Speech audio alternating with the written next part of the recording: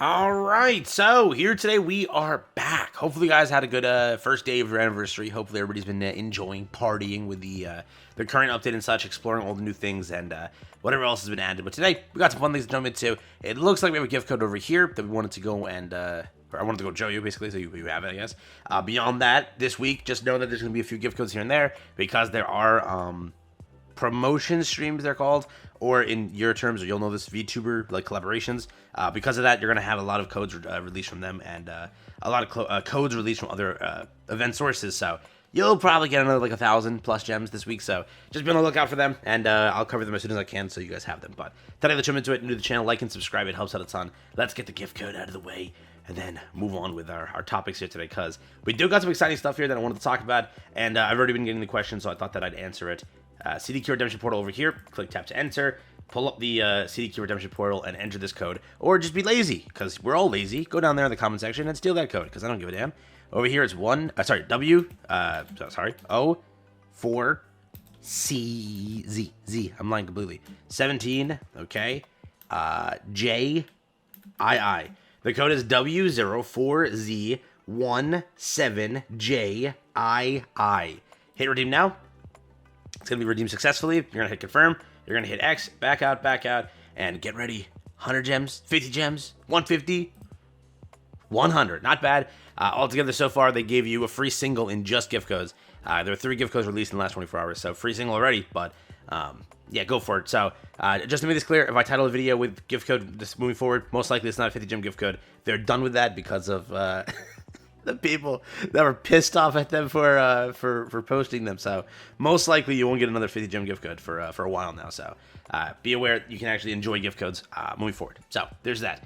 Next up, this video is mainly don't make these mistakes, because I want to talk about 2 things. We have a new selections chest that's going to be for Kilo, Ray, and Mori. I want to talk about if it's worth it and who's the one to go for and such with that one. Next, I want to talk about the we'll start with that one first, because people have been asking me about this. Let's go over this, all right? So, the Recruitment Benefits event has officially kicked up over here. How the Recruitment Benefits event is basically structured is you put pulls into the banner, those pulls translate into gifts rewarded back to you, basically a rebate or a refund event. We now have the full details, and we now have our full look at what it actually operates as. I'll do my first single because everybody wants to see that. Do I get anything good? Let's see. Oh! Oh my god. Oh, this is going to be like, okay, shh. Lock in. Here we go. Imagine, dude. It's not even like pre-recorded or anything. It's oh, okay. You know what? Yeah, that was not needed. It. At least it wasn't Isabel. It's funny. She's the background I currently have on too right now. I just remembered I don't have the Isabel background as well. Okay, so lock back into the topic after I put Isabel back on. Ignore that. Isabel, where are you? Isabel? I didn't remove her. I swear I didn't. There we go. I don't know why it swapped that. It reset my things, but I just pulled that, so there we go. Beyond that, back to the point of the video. Where are we at? Event over here. Scroll down. The Recruitment Benefits is a new event. This is kicked up over here for Little Mermaid. For the next 19 days, we put summons into the banner, and how it works is this. Reading this, some people are getting baited completely. There are literally PSA Reddit posts coming up, Twitter posts coming up. There's a lot of people mad at the game for like not describing it properly. People read this completely wrong, because how the game's flow works is there are things where like you do a mission, and there's sometimes the mission will ask you to do something, and then you can claim multiple rewards to the mission. People thought that like if I put 40 pulls in, I get all of this worth 40 pulls, and then all of this if I put 70 pulls in, 70 more pulls. I put all of this over here, and then if I put 80 pulls in, I get all of this over here. That's not how it works. How it exactly works is this. It starts off, you put 20 pulls in, you claim the first one. You then will put an additional 40 pulls in, you claim the next one, and additional 40 pulls, you claim the next one. Basically speaking, you just put in 100 pulls for a 10 rebate, a 10 pull rebate. Keep it going. 40 more, so you put 180 pulls in for a 20 basically ticket rebate, meaning, oh, technically, I only spent 160 because I got 20 back. That's kind of how that operates. Over here, again, you keep going. It's a total of like 600 to 700 tickets spent for a compensation of like 80 to 100 tickets. So you basically have to go, if you were to consider 3 pity rotations in order to get back full 100 tickets, half a pity. That's how it operates. Is it a good event? Please don't complain about the event and make him like remove this event. I'll say for the most part, it's better than nothing for players that need this. It's at least a benefit for them, but they definitely wouldn't really compensate it for most players who are, like free-to-plays and such. You have to go very deep into these banners to get a rebate, actually. That's how it always works for most gachas, but what I hope is for this event to be there for, like, collaborations, because those are banners where people are going that much, like, constantly. It would be super cool to get a rebate on those events. Mainly this is designed because, hey, you don't pull on 1% banners. This is some sort of bait to make you pull on 1% banners. Not the best, but it's still something that exists, I guess you can say.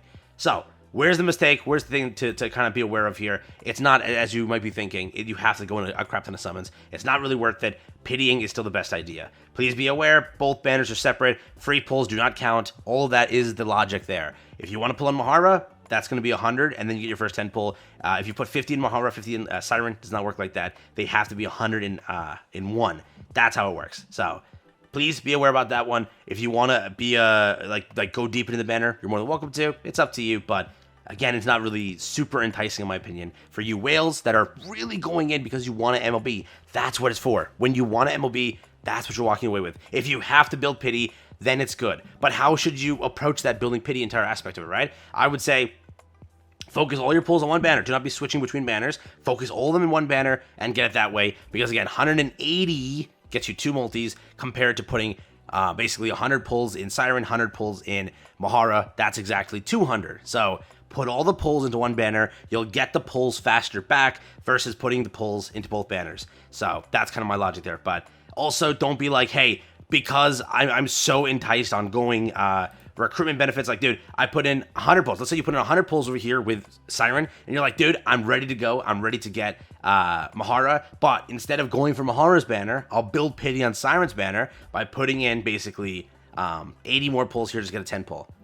I don't really think that's still the best idea. It is a 1% banner. I would say the best idea is still to go towards Mahara's banner and build it that way. Yes, you don't get the one free multi back, but you're still having a chance to pull the 1% at least quicker versus, getting an additional Siren, which you may not need, right? So people are saying that, oh, just go this way, get the extra multi. But if you think that helps you and that actually pushes you towards pity quicker, then you're more than welcome to do it. At least it's a guarantee versus a non-guarantee. So just weigh out the entire pros and cons of that one. It's up to you.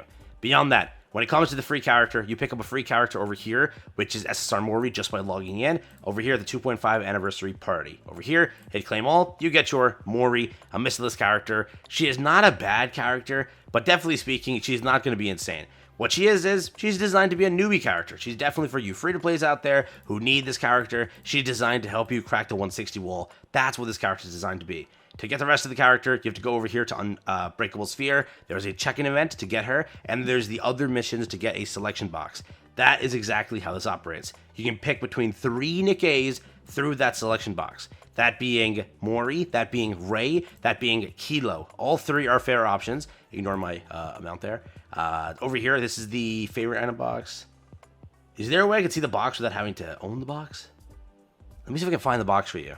Yeah, so here we go. You can actually just check the box by going over here to the actual login event. The box will be distributed to you tomorrow, so this is why I'm making the video today. So, with the selection box, you can pick between Ray, Kilo, and Mori. Don't worry, my Kilo is duped. I just never put the dupes on her, I guess. I never did. It's funny. All right, so pretty much with these characters, who is the one to pick? That's what everybody's asking. First, it's distributed like this. So, you have 1 Mori given to you just like that. Now, 3 more can be selected through here, or 3 Kilos can be selected through here, or 3 Rays can be selected through here.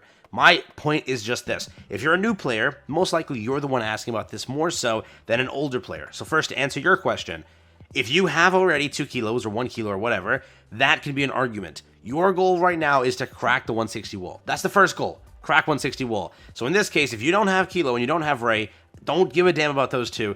Use them to collect Mori, and then put those 3 to dupe out Mori. You're not really missing out on much by not having Kilo and Ray. I really think that. But if you think that like you need the collection aspect of it, and you don't care about cracking 160 wall faster, pick up a Kilo, pick up a Ray, and you can always get their dupes separately through the shop using your mileage tickets, being your silver mileage tickets. So that's a process that you can definitely go for. There is no doubt about that one. So versus 1, pick 1 where, hey, I want to progress the 160 wall faster, pick all the copies of Mori, get your free Mori, move on.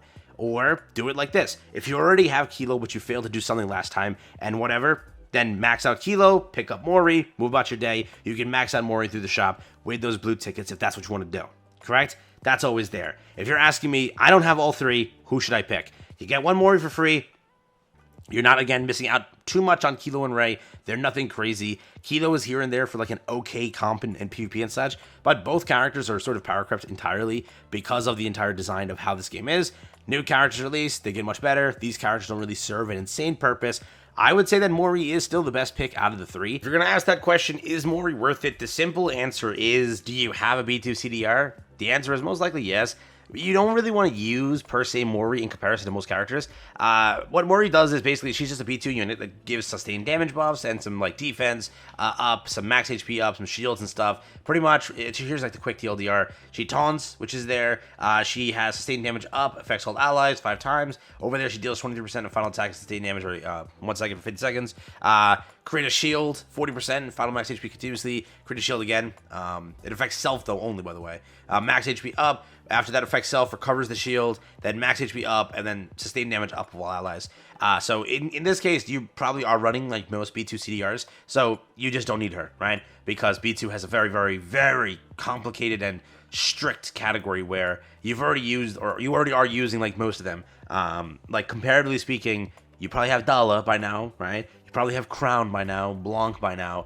There's a lot of characters you have that just do better than her, but if you're missing, like, let me say this right now. If I list these characters and you're missing most of them, this is definitely a good character to incorporate in your teams and such. If you're missing Masked Romantic Maid, Naga, Dala, Crown, Blanc, Aquamarine Helm, Grave, stuff like that, and he just B2, right? I don't need CDR, just B2 itself.